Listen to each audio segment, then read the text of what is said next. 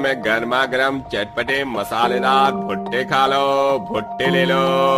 पीहू वो देखो आज भी भुट्टे वाले अंकल आए। मेरे तो भुट्टे खाने का बहुत मन कर रहा है। जब से बारिश के मौसम शुरू हुआ है तब से हमने एक बार भी भुट्टा नहीं खाया है। सभी बच्चे उनसे भुट्टा लेकर खा रहे। चलो हम भी चलते हैं। अपने घर के आंगन में खेल रहे कार्तिक पीहू भागे भागे भुट्टे वाले के पास जाते हैं। अंकल अंकल हमें भी भुट्टा दो ना, और हाँ मसाला ज्यादा लगाना। ये लो। दोनों बहन भाई भुट्टा लेकर खाने लगते हैं कि तभी भुट्टे वाला, लाओ बच्चों 20 रुपए दो। लेकिन अंकल हमारे पास तो 1 रुपया भी नहीं है। क्या पैसे नहीं है? बाद में जब तुम्हारे पैसे नहीं है तो मेरे भुट्टे क्यों खाए? किसके बच्चे हैं ये? न जाने कैसे संस्कार दिए इनके माँ बाप ने इन्हें। इतना कहकर वो भुट्टे वाला दोनों बच्चों को जमीन पर धक्का दे देता है। दोनों बच्चों को चिल्लाने की आवाज सुनकर उनकी माँ प्रेरणा भागी भागी उनके पास आई। अरे बच्चों तुम दोनों गिर कैसे गए? कहीं चोट तो नहीं लगी ना? मैंने गिराया इन दोनों को। जब पैसे नहीं होते तो बच्चों की जुबान पर लगाम लगाना नहीं आता क्या तुम्हें? 20 रुपए के भुट्टे खा गए मेरे, अब कौन देगा इन्हें? वो भुट्टे वाला प्रेरणा की काफी बेइज्जती करता है, जिसके चलते आसपास मौजूद सभी लोग प्रेरणा को देखकर हंसने लगते हैं। प्रेरणा अपने दोनों बच्चों को लेती है और घर के अंदर चली जाती है। अपनी माँ की आंखों में आंसू देख दोनों बच्चे, हमारी वजह से उन अंकल ने आपको इतना डांटा ना, हमें माफ कर दो। अब अगली बार से ऐसी कोई भी चीज लेकर नहीं खाएंगे। नहीं मेरे बच्चों, भला तुम मुझसे क्यों माफी मांग रहे हो? मैंने आज तक तुम दोनों को खिलाया ही क्या है? प्रेरणा अपने दोनों बच्चों को अपने गले से लगा लेती है। ऐसे ही शाम हो जाती है और पूरा परिवार भूखे पेट बैठकर खाने का इंतजार कर रहा होता है। बहू बहुत जोरों की भूख लग रही है, कुछ घर में खाने के लिए है क्या? नहीं माँ जी, अभी तो कुछ भी नहीं है, लेकिन ये कह रहे थे शाम को आते हुए कुछ राशन लेकर आएंगे। सारा परिवार भूख से तड़प रहा होता है कि तभी विनोद आ जाता है। आप आ गए। सभी कब से खाने का इंतजार कर रहे हैं। क्या लाए हैं आप राशन? बड़ी मुश्किल से लाया है। ये आधी किलो चावल है और कहा है कि अब जब तक उसके सारे पैसे नहीं देते तब तक वो हमें राशन नहीं देते। विनोद की बात सुन प्रेरणा काफी परेशान हो जाती है और उन आधे किलो चावल को ही लेकर उसे चूल्हे पर बनाने लगती है। लेकिन तभी बाहर जोरों की बारिश शुरू हो जाती है, जिसके चलते अब उनके घर की छत बारिश से टपकने लगती है। ये क्या आज फिर से छत टपकने लगी? ये गरीबी क्या हम पर कम जुल्म ढा रही है, जो ये बारिश भी हम पर अपने अत्याचार करने से नहीं रुक रही। सभी लोग छत से टपक रहे पानी को रोक रहे होते हैं कि तभी छत से टपक रहा पानी प्रेरणा के बनाए हुए चावलों में गिरने लगता है, जिसके चलते सारे चावल खराब हो जाते हैं। इस भूख में बस इन चावल का ही सहारा था, लेकिन ये भी खराब हो गए। बहू चावल का सारा पानी निकाल दे, अब जो है इसे ही खाना होगा। आखिर कब तक भूखे पेट रहेंगे? बेचारी प्रेरणा चावल के अंदर से सारा पानी निकाल देती है और उन चावलों को सारा परिवार नमक के साथ खाकर आधे भरे पेट के साथ ही सो जाता है। प्रेरणा के परिवार की हालत शुरू से ही ऐसी नहीं थी। विनोद अच्छी खासी खेती करता था और पूरा परिवार साल भर बिना किसी परेशानी के पेट भरकर खाना खाता था। लेकिन इस साल हुई जोरदार बारिश की वजह से विनोद की सारी खेती खराब हो जाती है, जिसके चलते अब पूरे परिवार को इस बारिश के मौसम में भूखमरी से गुजरना पड़ता है। कहाँ जा रही है?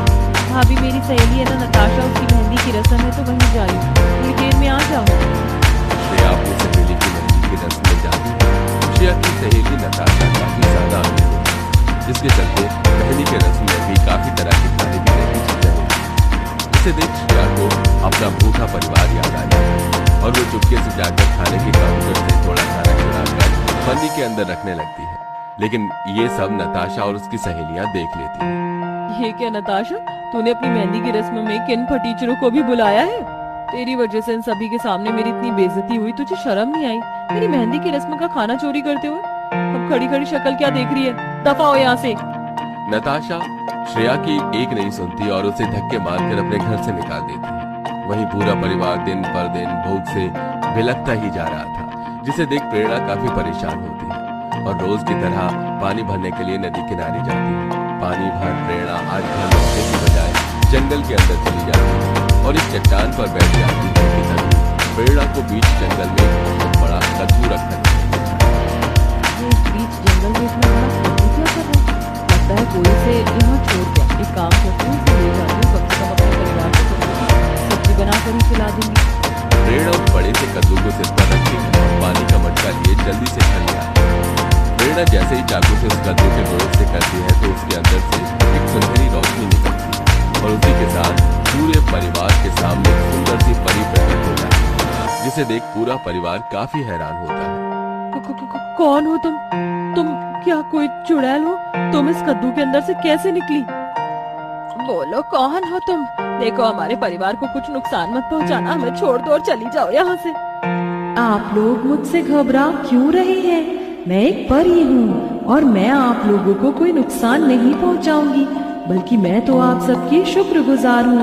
एक जादूगर ने अपने काले जादू से मुझे इस कद्दू के अंदर बंद कर दिया था, लेकिन आपने इस कद्दू को काट कर मुझे इस जादू से आजाद कर दिया।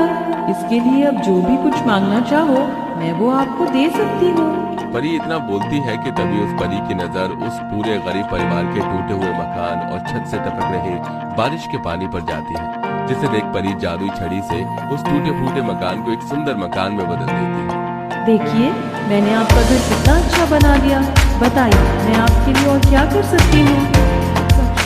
ये घर बहुत सुंदर लग रहा है, लेकिन इसे देखकर हमारा पेट तो नहीं भर सकता ना।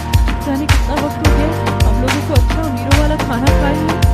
बस इतनी सी बात, लो मैं अभी तुम्हारी इस परेशानी को हमेशा हमेशा के लिए दूर कर देती हूँ।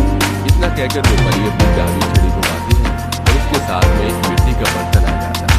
ये लो, ये जादुई मिट्टी का बर्तन है। तुम जब भी चाहो इस जादुई बर्तन से जादुई खाना मांग सकती हो और अब तुम्हारा परिवार कभी भी भूखा नहीं रहेगा। इतना कहकर वो परी वहाँ से गायब हो जाती है, जिसे देख अब सब लोग। अगर वो परी सही कह रही है तो जल्दी से मेरे लिए इससे पनीर और प्याज के पकौड़े भी, और मेरे लिए इससे राजमा चावल मंगाना। ए जादुई मिट्टी के बर्तन, मेरे बच्चे जो भी कुछ खाना चाहते हैं वो सब तुम उनके सामने हाजिर कर दो। प्रेरणा के इतना बोलते ही उस जादुई मिट्टी के बर्तन के अंदर से सुनहरी रोशनी निकलती है और दोनों बच्चों के सामने उनकी मनपसंद खाने की चीज आ जाती है, जिसे देख सभी लोग काफी खुश होते हैं। अरे वाह माँ, ये तो सच में जादू हो गया। अब तो मैं अपनी मनपसंद का जादू खाना खाऊंगा।